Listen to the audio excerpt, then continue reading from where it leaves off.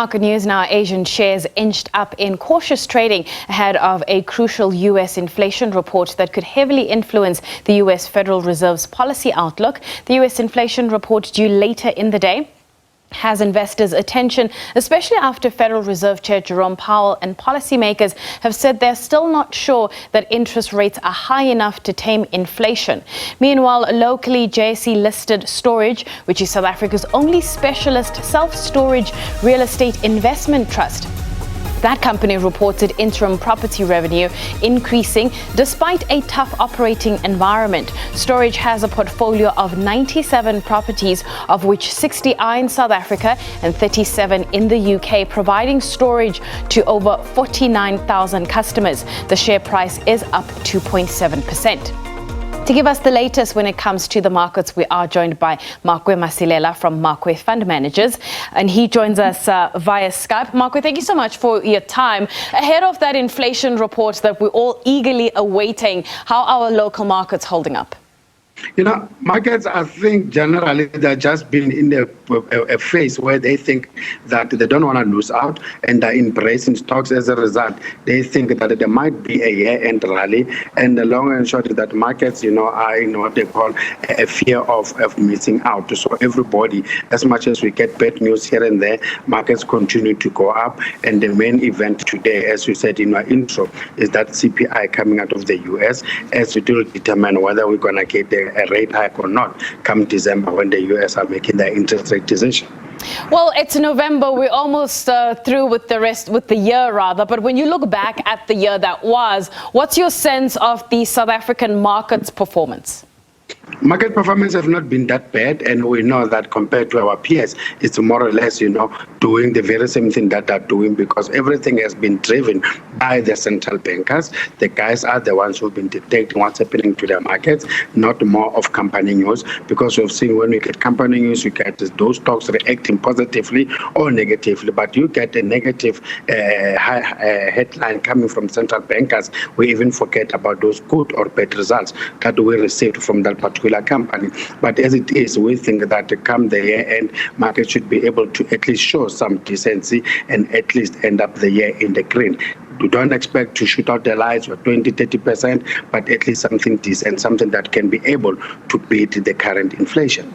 Yesterday, we got an update from Shoprite, and depending on which media publication you were reading, a lot were running with headlines such as Shoprite continuing to take market share from rivals. When you have a look at what Shoprite is doing, what would you say is the right thing here? Like, what is it that they're doing right? The guys are well positioned when it comes to the lower LSM. You get Yusuf almost everywhere. You get your likes of Checkers everywhere. And as we've seen, when it comes to the higher LSM, they've managed to revamp some of their stores in order to compete with the likes of Moodys. And we've seen that at some point they were also getting those Moodys customers, hence the likes of Moodys, they're also trying to get into the township.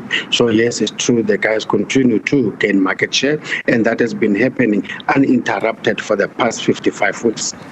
Let's take things stateside. We had that announcement coming out of Moodys cutting the U.S. triple credit rating, moving it from stable to negative, and they are citing here these fiscal issues that we're seeing here. Your sense of this particular move, and also that it follows what we saw from Fitch in August, is it justified and does it matter? It doesn't matter that much. It's a non-event because all they've mentioned is already something that we know. As you said, the other two guys, have stated all that, even though we've seen yesterday the U.S. Treasury Secretary pushing back on that. But the long and short market participants know that as much as we grew knowing that U.S. Treasuries are risk-free, that's longer the case. And the very same reason that have been stated, hence the markets have not even reacted that much when it comes to those news. But yes, we know come Friday, if the guys have not yet managed to get a stopgap bill passed, then the U.S. government might shut down. I mentioned US CPI, the data that we're looking for later this afternoon. What's the market looking for in terms of the figure?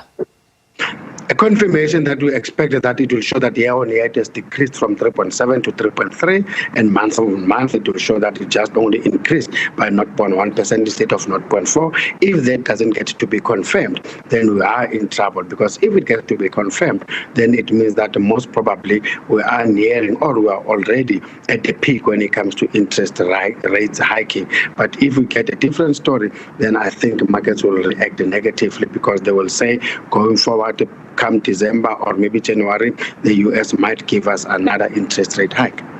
Before I let you go, just quickly, other data that you're keeping an eye on for the rest of the week?